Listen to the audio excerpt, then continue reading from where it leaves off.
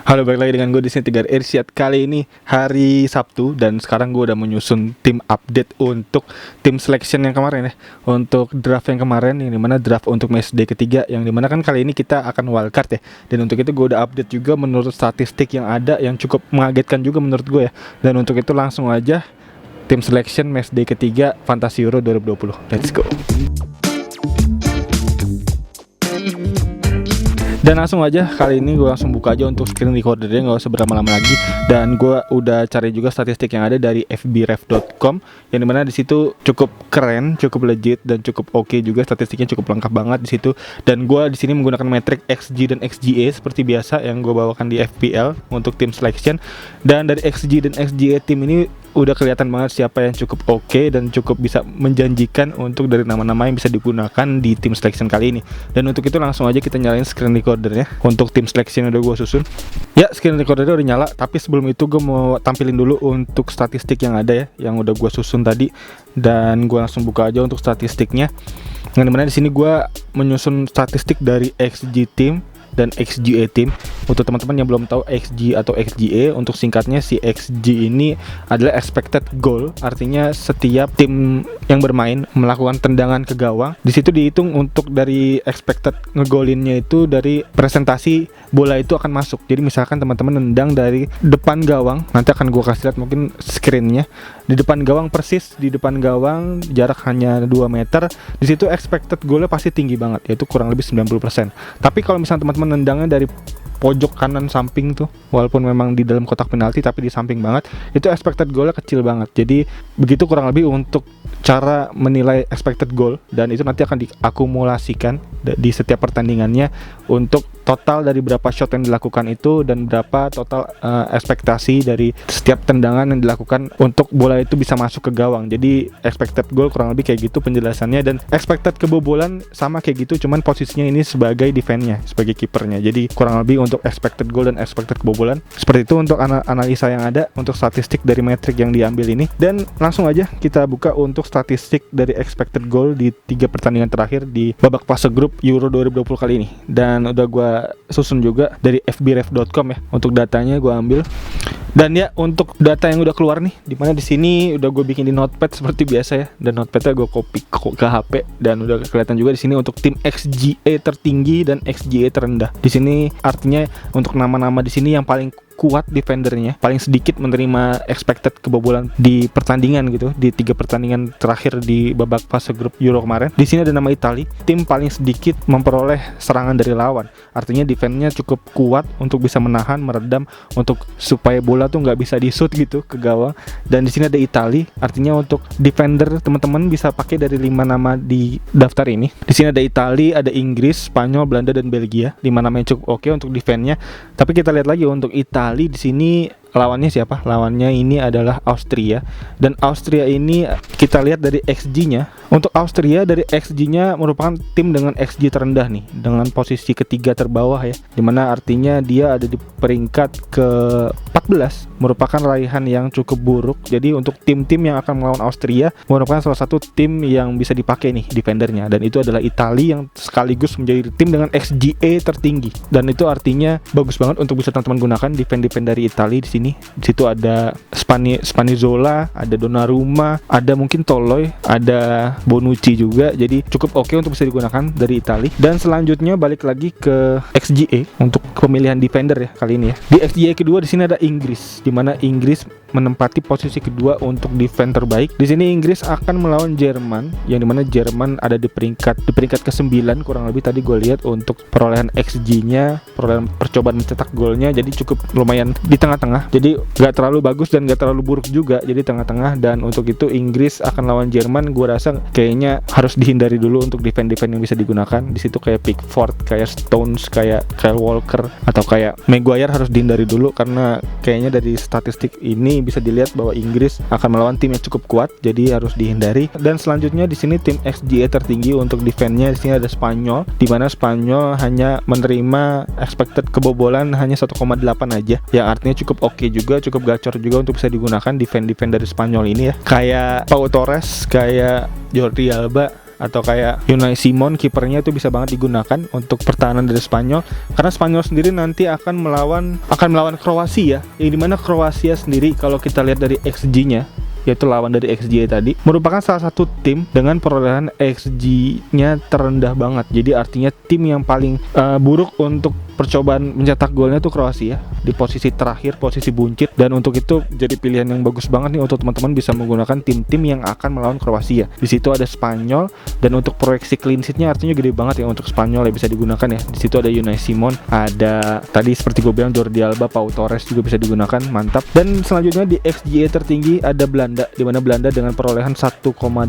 ya untuk perolehan percobaan lawan mencetak gol 1,8 aja. Defense-nya cukup kuat juga, bersanding dengan Spanyol di posisi ketiga dengan poin yang sama, akan melawan Ceko. Yang di situ Ceko di sini bisa kita lihat lagi untuk XG-nya, di mana XG-nya Ceko ini ada di peringkat keempat, artinya tim dengan posisi keempat terendah untuk percobaan yang mencetak gol. Jadi untuk itu bisa menjadi pilihan yang bagus nih untuk pemain-pemain dari Belanda juga bisa digunakan. Dari back-backnya di situ ada Dumfries ya. Dumfries bisa banget digunain tuh untuk mengisi squad teman-teman semua. Dan selanjutnya di sini ada nama Belgia, di mana Belgia dengan 2,5 di nomor 5 bisa menjadi pilihan yang oke untuk bisa menjadi back-back bertahan yang cukup oke. Tapi sebelum itu kita lihat dulu nih siapa lawan dari Belgia, yang dimana Belgia sendiri akan melawan Portugal. Dan untuk Portugal sendiri untuk XG-nya cukup tinggi ya, dimana bisa kita lihat ya untuk XG tertingginya di sini ada Portugal di peringkat ketiga. Jadi untuk itu untuk back Belgia nggak bisa digunain banget nih untuk bisa teman-teman ketahui bahwa akan melawan tim dengan peringkat ketiga untuk penyerangan terbaik. Dan untuk itu artinya untuk back Belgia nggak bisa digunakan. Dan untuk itu recapnya berarti untuk pemain bertahan di sini bisa teman-teman gunakan pemain dari Italia, pemain dari Spanyol, dan pemain dari Belanda. Itu tiga nama yang cukup oke bisa digunakan untuk bisa mengisi pemain belakang teman-teman semua. Dan sekarang tinggal kita lihat lagi untuk pemain tengah dan pemain depan, dimana pemain tengah dan pemain depan kita ganti lagi untuk data yang ada, dimana datanya kita pakai di sini adalah dari XG-nya dulu.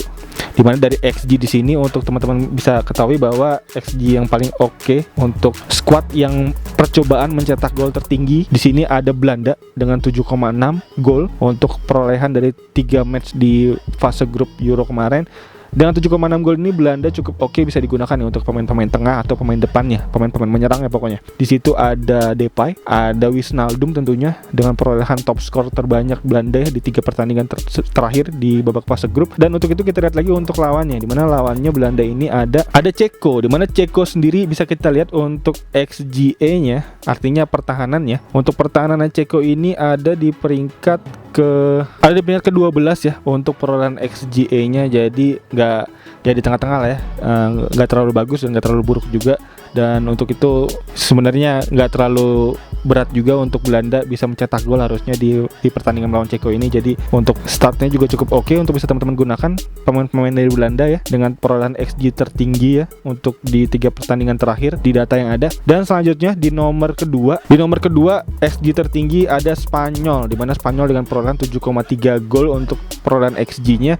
Di sini Spanyol juga cukup oke bisa teman-teman gunakan karena dia juga akan melawan Kroasia. Dari Kroasia sendiri untuk XGA-nya bisa kita lihat lagi, Kroasia menempati urutan keempat dari perolehan XGA terendah. Jadi salah satu tim dengan pertahanannya juga cukup buruk nih, dimana tadi bisa kita lihat untuk penyerangan terburuk ada Kroasia dan penyerangan terburuk keempat ada Kroasia juga. Jadi untuk itu tim Kroasia ini juga cukup kayak underdog ya, cukup untuk statistiknya cukup di bawah. Tentunya bisa menjadi potensi bagus nih untuk lawan-lawan dari Kroasia ini bisa digunakan. Kayak Spanyol tadi defense-nya juga cukup oke untuk bisa digunakan, dan untuk dari penyerangannya juga cukup oke.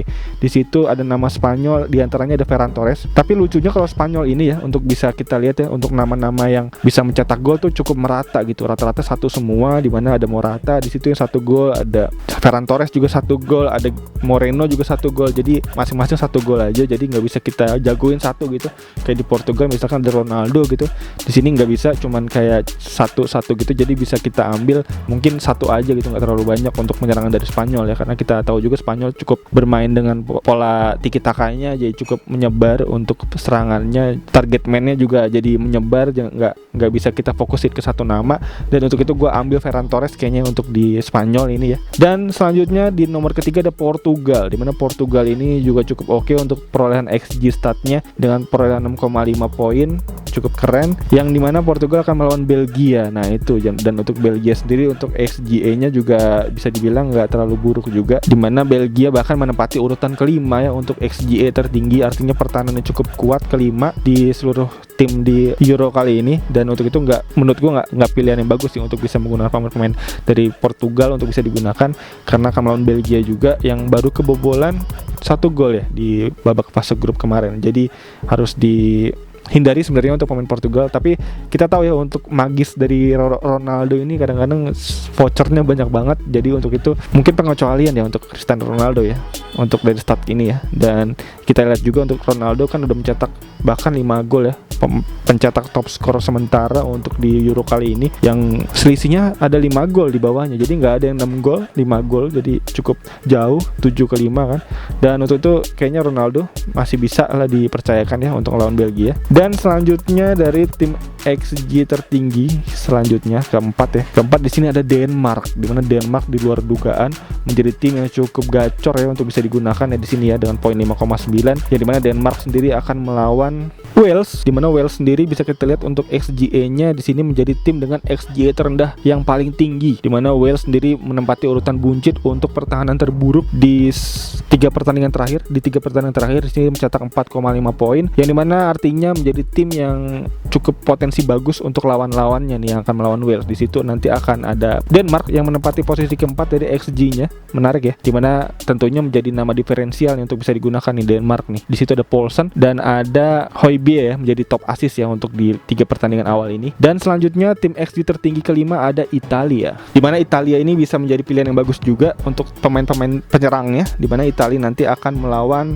Austria, dimana Austria sendiri untuk XGA-nya ada di peringkat ketiga terendah ya, artinya pertahanan ketiga terlemah di 16 besar kali ini, dimana Austria menempati poin hingga 4,2 gol ya untuk potensi kebobolannya. Jadi cukup rendah untuk potensi kebobolan, cukup tinggi juga, cukup rendah untuk statistiknya, dan untuk potensi kebobolannya cukup tinggi. Dan untuk itu bisa menjadi peluang bagus untuk Italia lawannya, cukup oke nih untuk bisa dipakai nih. Bahkan juga Italia kan cukup oke statistiknya di 3 pertandingan terakhir, bahkan belum kebobolan, dan juga untuk perolehan golnya juga cukup masif nih. Jadi bisa banget dipakai tuh kayak Immobile, Berardi, Insigne, cukup harus dimaksimalin untuk pemain-pemain Italia. Dan berikut untuk nama-nama yang bisa gue sampaikan untuk tim XG tertinggi dan XGA tertinggi juga untuk bisa digunakan. Artinya untuk di penyerangan di sini bisa teman-teman gunakan nih dari nama-nama kayak Belanda, lalu ada Spanyol juga, lalu ada Denmark dan Italia. Jadi 4 nama tim ini juga cukup oke untuk bisa digunakan penyerang-penyerangnya. Dan untuk itu berikut untuk statistik yang bisa gue sampaikan untuk di pertandingan matchday keempat kali ini. Dan langsung aja akan gue sampaikan ya untuk tim selection update di Fantasy Euro matchday keempat besok. Jadi untuk itu langsung aja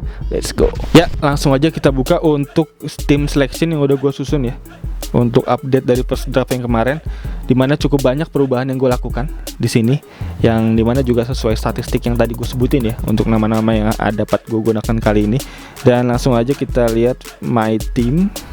Dan ya berikut untuk susunan tim gue kali ini, dimana dari pemain bertahan dulu kali ya, dimana di sini gue menggunakan Stekelenburg dan Unai Simon untuk kipernya, dimana 2 kiper yang cukup oke. Yang dimana juga dari statistik yang ada gue tambahkan lagi untuk kiper ini ada 4 kiper yang cukup terbaik ya untuk bisa digunakan ya. Di sini ada Pickford, ada Donnarumma, ada Spanyol Unai Simon, dan ada Belgia Courtois. Dan 4 nama ini juga bisa digunakan karena memang hasil dari clean sheet dan kebobolan cukup rendah, dimana dari hasil clean sheet ada 2 nama kiper yaitu Pickford dan Donnarumma, dan ada 2 nama lagi yang kebobolannya hanya 1 yaitu ada Unai Simon dan ada Belgia. Dan di sini gue menggunakan Stekelenburg karena Stekelenburg juga akan melawan Ceko yang bisa gue bilang cukup oke untuk datanya. Tadi gue lihat untuk penyerangannya juga nggak cukup bagus ya, di tengah-tengah aja. Jadi gue mengincar clean sheet tentunya dari Stekelenburg, yang dimana sebenarnya untuk utamanya ada di Unai Simon, cuman memang karena Stekelenburg main duluan jadi harus gue masukin duluan di line up. Dan selanjutnya di lini belakang gue ada Spinazzola, ada Mahel, dan ada Dumfries, dimana Spinazzola tentunya gue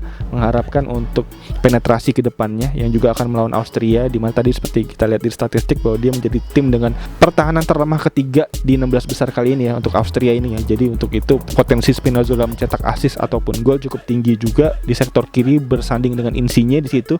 Dan selanjutnya ada Mahel, di mana Mahel ini kemarin mencetak gol juga, Joachim Mahel di pertandingan terakhir, dan juga menjadi tim dengan statistik di luar dugaan nih, menjadi tim dengan potensi XG tertinggi ketiga apa keempat tadi? Di urutan keempat ya Denmark ya. Jadi untuk itu cukup oke, karena juga nanti akan melawan tim Wales, di mana Wales ini tim dengan proyeksi pertahanan terlemah pertama bahkan. Jadi untuk itu menjadi statistik yang cukup bagus untuk bisa digunakan dan cukup diferensial pastinya, karena Mahel sendiri bisa kita lihat di sini untuk selectednya hanya 6% juga, dan untuk Poulsen nanti untuk selectednya cuma 2% bahkan. Jadi untuk itu cukup oke untuk bisa digunakan nih untuk menjadi sword gua untuk melawan poin yang ada ya, karena harus naik tentunya untuk OR-nya. Dan selanjutnya di lini belakang ada Dumfries, di mana Dumfries ini menjadi back yang cukup oke untuk dari Belanda ya. Di sektor kanan sering maju ke depan, sering membantu serangan, dan potensi ngegolinnya juga cukup tinggi, potensi asisnya apalagi.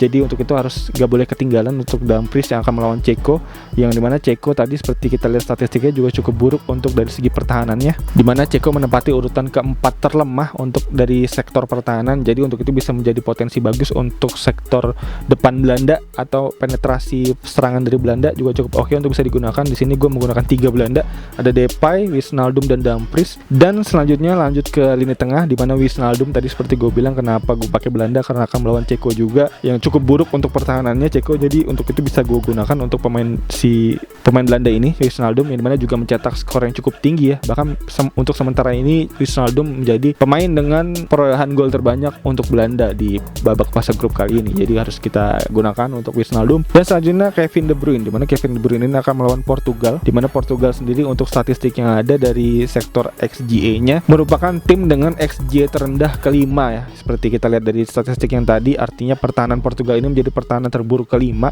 dan untuk itu bisa kita maksimalin juga untuk pemain-pemain dari Portugal nih, kayak Kevin De Bruyne, kayak Lukaku bisa digunain banget, atau mungkin ada Hazard juga bisa digunain. Jadi cukup oke untuk bisa digunakan Kevin De Bruyne. Dan selanjutnya di lini tengah kali ini ada Berardi, di mana Berardi akan melawan Austria, yang mana Austria sendiri tadi seperti kita lihat statistiknya menempati urutan ke-3 ya untuk statistik XGA terendah, artinya pertahanan terburuk ketiga di 16 besar kali ini. Jadi cukup oke juga untuk Berardi bisa digunakan untuk potensi gol dan potensi asisnya. Dan selanjutnya ada Ferran Torres, di mana Ferran Torres akan melawan Kroasia, di mana dia akan melawan tim dengan expected kebobolan tertinggi keempat. Di situ artinya juga cukup oke untuk bisa digunakan untuk pertahanan Kroasia yang cukup lemah di posisi keempat terlemah di atas Portugal ya. Jadi harusnya bisa cukup oke nih untuk Ferran Torres, bisa potensi assist dan gol. Dan di lini depan kali ini gue menggunakan trio Immobile, Poulsen, dan Depay, di mana Immobile akan melawan Austria, yang tadi seperti gue bilang statistik yang ada cukup oke untuk Austria, pertahanannya cukup lemah. Dan selanjutnya ada Poulsen juga, yang dimana di sini menjadi pemain yang sword buat gue, cukup bisa melawan dari OR yang ada. Jadi sekalinya Poulsen ngegolin, OR gue bisa naik tinggi gitu ya, dengan syarat Lukaku dan teman-teman nggak ngegolin tentunya. Dan untuk itu selanjutnya ada Depay juga, di mana Depay akan melawan Ceko menemani Wijnaldum ya untuk perolehan gol terbanyak juga, dan asisnya juga cukup oke Depay. Dan untuk pemain pengganti di sini bench, yang dimana pemain-pemain yang bermain agak lebih telat ya, artinya di pertandingan yang mungkin hari Senin atau hari Selasa gitu. Di sini ada Unai Simon, yang sebenarnya proyeksinya untuk kiper utama gue ada di Unai Simon, karena Unai Simon juga cukup oke potensi clean sheet-nya tentunya. Dan untuk itu gue pakai dulu Stekelenburg. Nanti kalau misalnya Stekelenburg cukup oke, kayaknya nggak mungkin gue ganti ya. Minimal mungkin kalau misalnya udah mencetak 8 poin gitu, di atas 6 poin, kayaknya nggak mungkin gue ganti. Dan selanjutnya ada Jordi Alba akan melawan Kroasia. Gue mengharapkan Jordi Alba dari segi penetrasinya ke lini depan ya, untuk perolehan asisnya juga cukup oke. Jordi Alba gue harapin dari asisnya Jordi Alba untuk di match day keempat kali ini. Dan juga tentunya clean sheet-nya juga cukup oke, karena Kroasia juga segi menyerangnya XG-nya cukup rendah.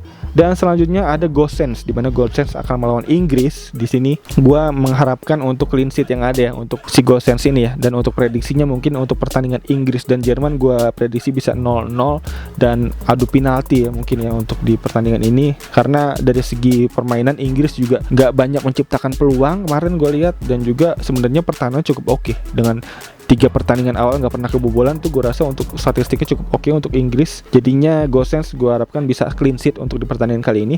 Dan selanjutnya ada Forsberg. Di sini gue menjadikan Forsberg menjadi sword kedua gue, dimana Forsberg ini akan melawan Ukraina juga. Di sini Ukraina untuk statistik yang ada bisa kita lihat tadi di data yang ada menempati urutan kedua tim terlemah ya, dengan poin yang sama bahkan dengan Wales. Jadi bisa gue bilang ada 2 tim yang cukup paling rendah untuk dari segi pertahanannya. Di situ ada Wales dan ada Ukraina. Yang kita tahu Shevchenko pelatih dari Ukraina kan mengusung skema menyerang yang abis-abisan. Jadi untuk itu gua pakai nih Forsberg nih untuk bisa mencetak gol ke gawang Ukraina tentunya. Dan berikut untuk nama-nama yang bisa gue sampaikan untuk tim line up kali ini, dan semoga juga membantu teman-teman semua dalam meramu serta meracik tim di matchday keempat kali ini, yang dimana juga tentunya untuk teman-teman mungkin yang punya saran atau nama-nama yang terlewat yang bisa digunakan bisa ketik di kolom komentar di bawah. Gue sangat berterima kasih tentunya untuk teman-teman yang mau ngasih saran serta nama-nama yang bisa gue gunakan untuk tim gue ini. Dan untuk teman-teman yang punya pertanyaan langsung nanya aja di kolom komentar di bawah, nanti bisa gue jawab semampunya tentunya seperti biasa. Dan kayaknya itu aja untuk video kali ini. Dan untuk teman-teman yang udah nonton, thank you banget. Dan untuk teman-teman yang baru nonton, bisa langsung klik tombol like, subscribe, dan lonceng di bawah agar teman-teman gak ketinggalan video-video seputar fantasi-fantasi lainnya dari channel ini. Dan kayaknya itu aja. Sekali lagi thank you banget yang udah nonton. As always seperti biasa gue Tigor Irsyad. Peace out.